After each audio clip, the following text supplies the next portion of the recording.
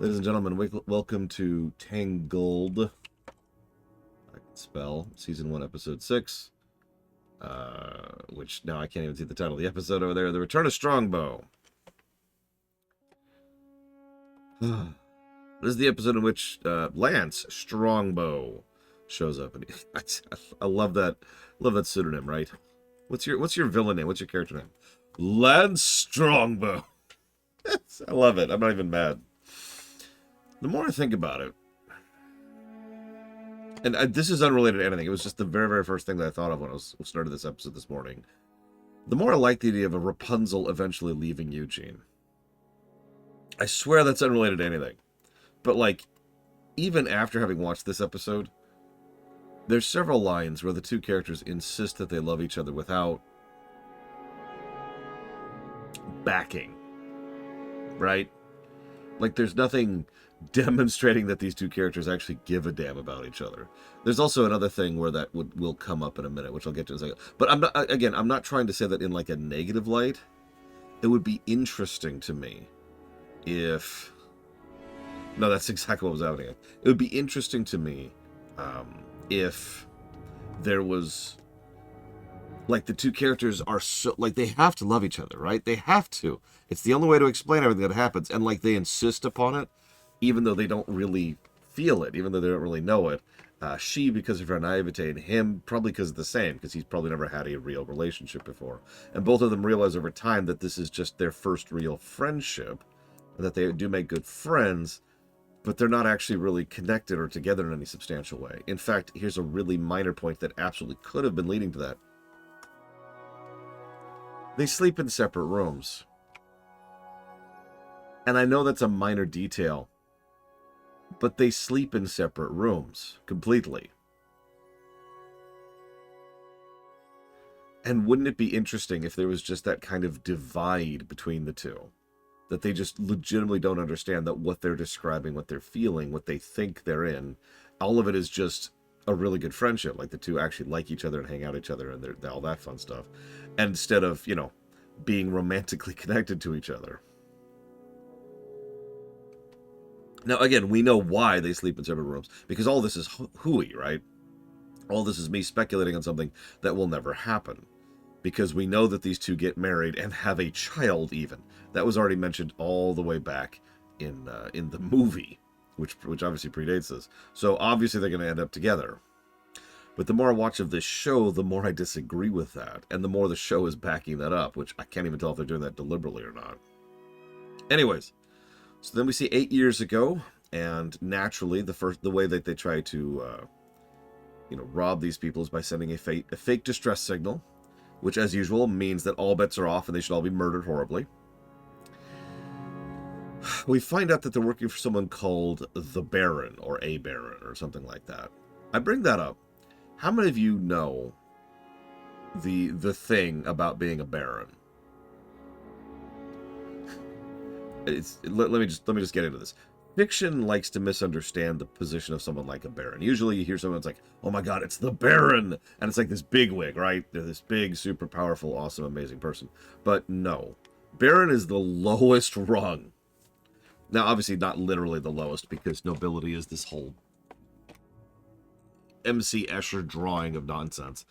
But barons are almost always way down here in terms of nobility.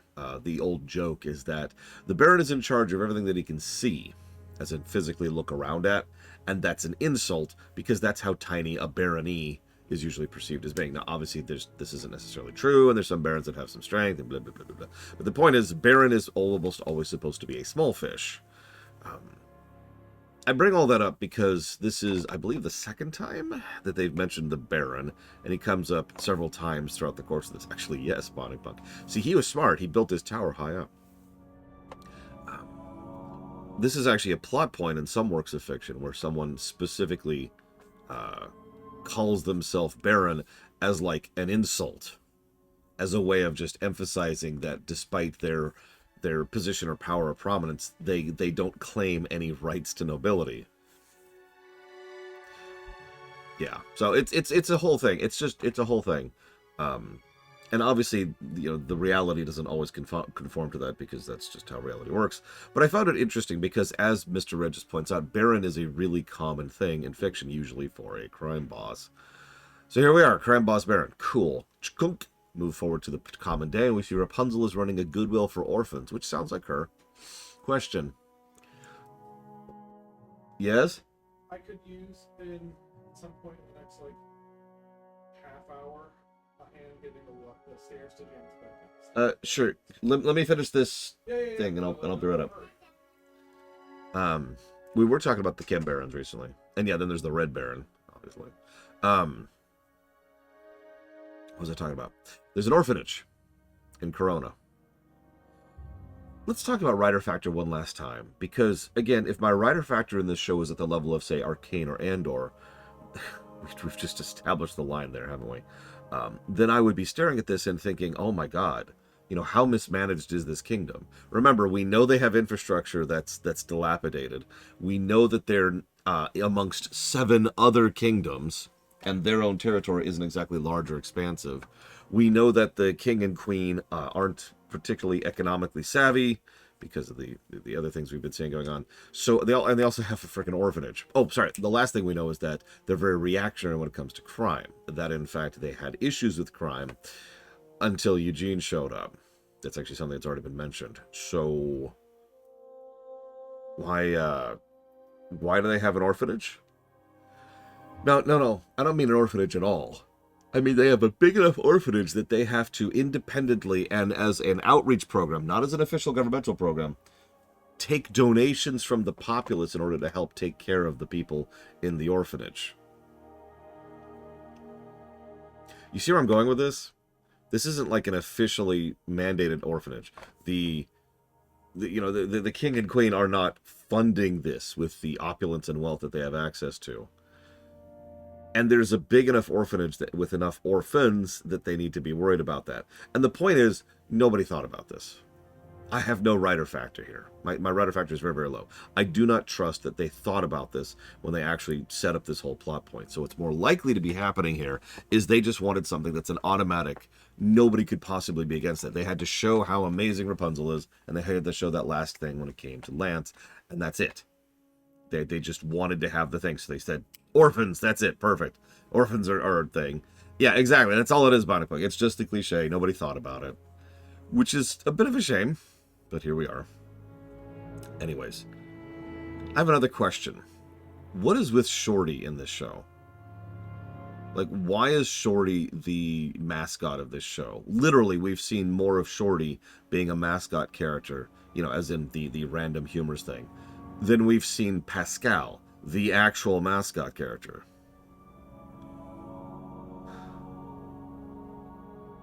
Also, if it's not obvious, I don't like Shorty. I don't think he's funny, and I think he detracts from every episode he's in.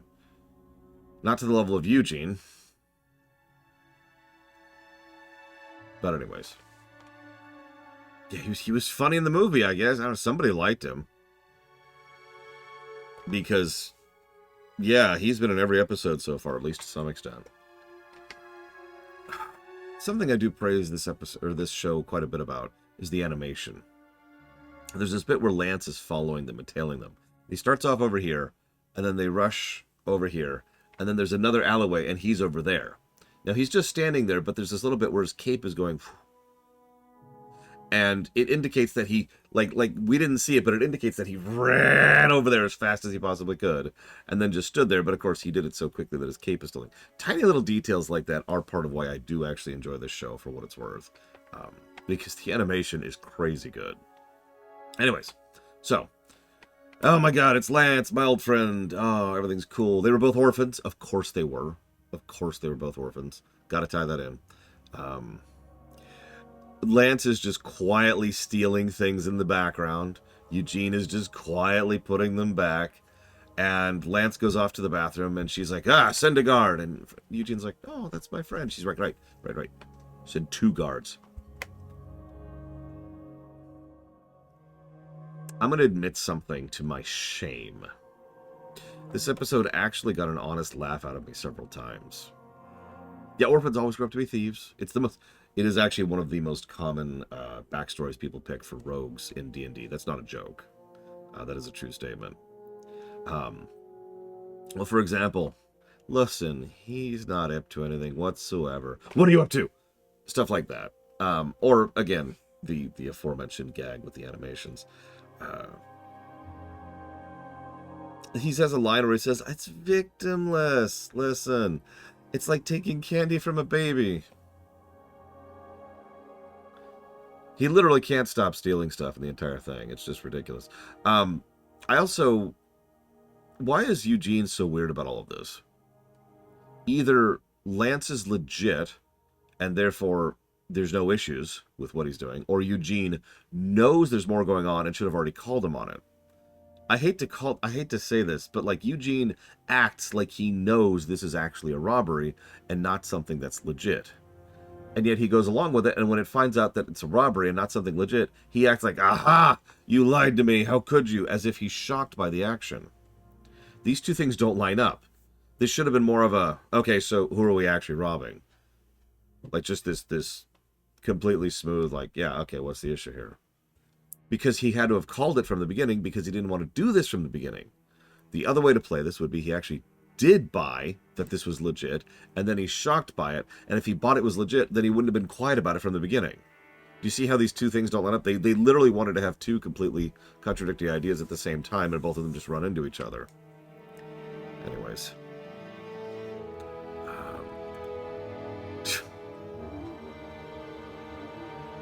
Like, I'm so confused about the construction of this, because then it's like, obviously I trust you, Eugene. Why does she trust him again? Sorry. So, Lore Shock, it's not legit. They're robbing the Baron. Why does the Baron have this much loot in his basement? I'm not even like I get the idea. Obviously, he's some kind of crime lord. We kind of already gotten that idea. But seriously, there is a lot of loot in this freaking basement. Food for thought. I suppose we'll come back to that later, or indeed, possibly never. I have no idea at this point. Some excellent shadowy... So, the best scene in the episode was the 2D shadow section. All of a sudden, it's just shadows and outlines, right? And that scene was actually really good. It was the first time in the whole episode where there wasn't this asterisk on top of everything. Instead, I was just enjoying it. Like, even down to the stupid gag of squeak, squeak, squeak. Oh my god, your shoes are so loud. Okay, let's test it. Squeak, squeak, squeak. See, the shoes are still loud. Squeak, squeak. As you can tell, now their shoes aren't so loud. Like, even just stupid little gags like that actually got quite a bit of a laugh out of me. Especially my personal favorite. Lance, where are you? Eugene, I'm over here. No, my name is Percival. God! That was actually funny. Well storyboarded, well animated. It was probably the first actual scene that was just straight up good in the whole episode. You know, no asterisk, no nothing.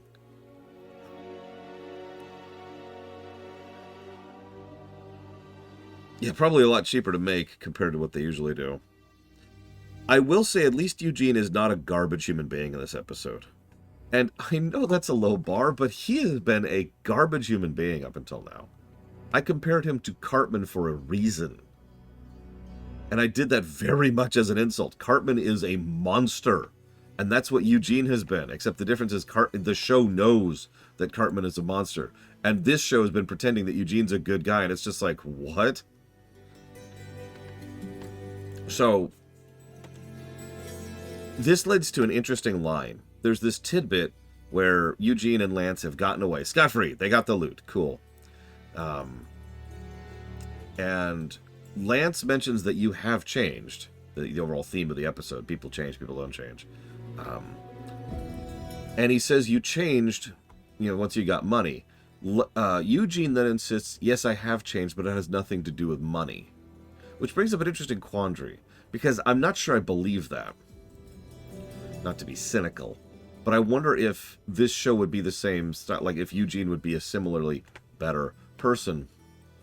If Rapunzel was just some poor peasant girl. Now, obviously, that's what they want you to think. They want you to think that it's his love for Rapunzel that actually has changed him as a person. I'm just not sure I believe that. I'm not sure I buy it, Unfortunately, they don't even analyze this at all. They just have that thing really there, and they immediately go on. Just, and off they go. There's also this bit where we see Lance is the only one who can actually lie worth a damn in the entire episode, because everyone else, when they try to lie, they just come across as, oh, yeah, no, I am Elvis. Elvis Presley is my name. That is mine, that I have. And it is the identity that I was given when I was born by my parents, because that's what a name is. Like, that's the way that everyone else lies in this episode. You know, the kind of thing that has a giant neon blinking sign over it, which makes it even more insulting when people don't catch on to it instantly. The only one who lies in the manner that you would actually lie is freaking Lance. And he unfortunately does it so well that it's hard to tell what the hell he's talking about at any point in time that's actually legitimate, if indeed any of it is. So they get the ring. Cool. And now... you have deception.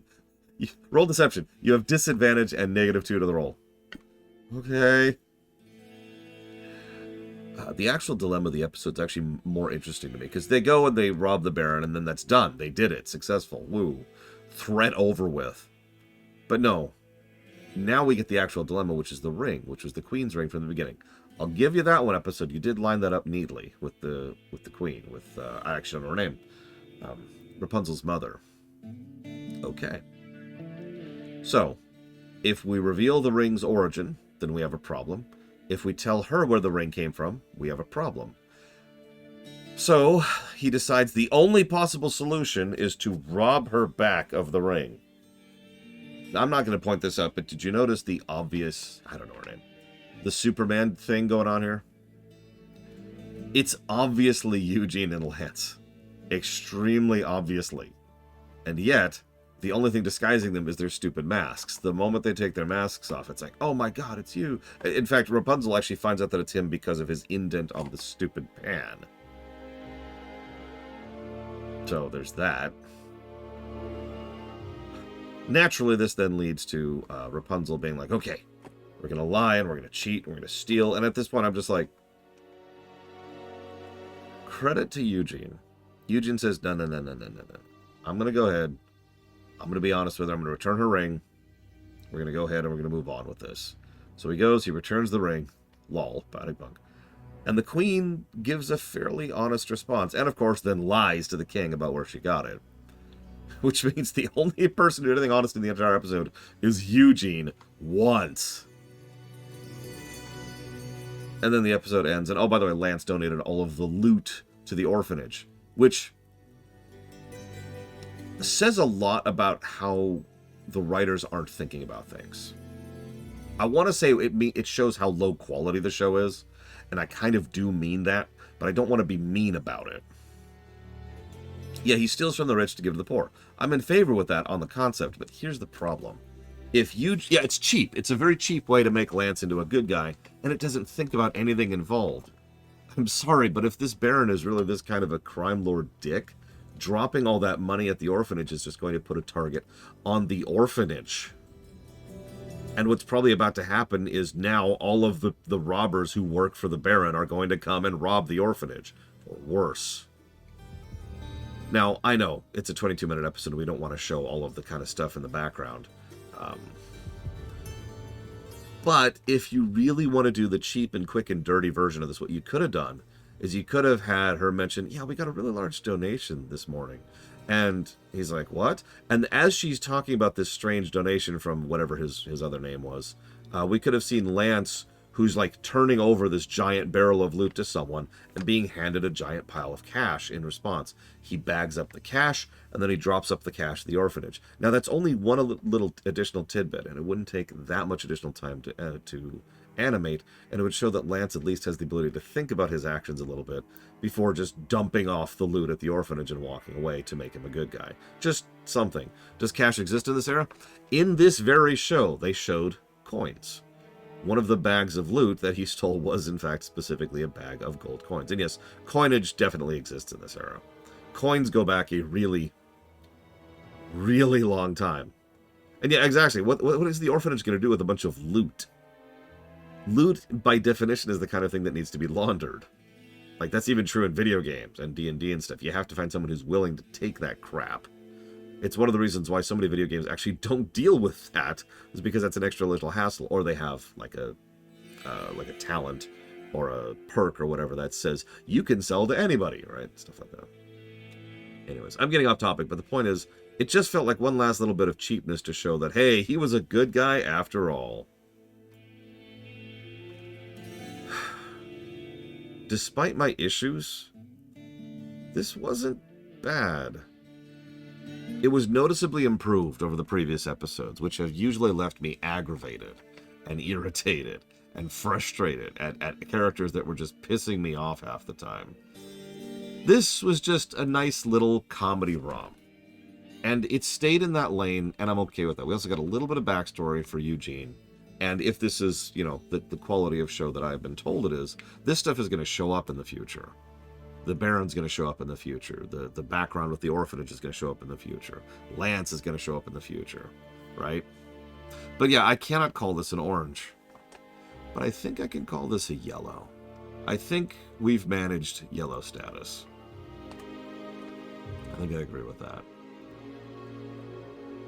I also am behind on my thing. There we go. That's our actual spread there. Not keeping up to date on that. Now, I have to go help my brother-in-law with something, so I don't know how long I'm going to be before I start the next episode. But the next episode we're covering is Season 1, Episode 7, In Like Flynn. Do we have to do another Eugene episode?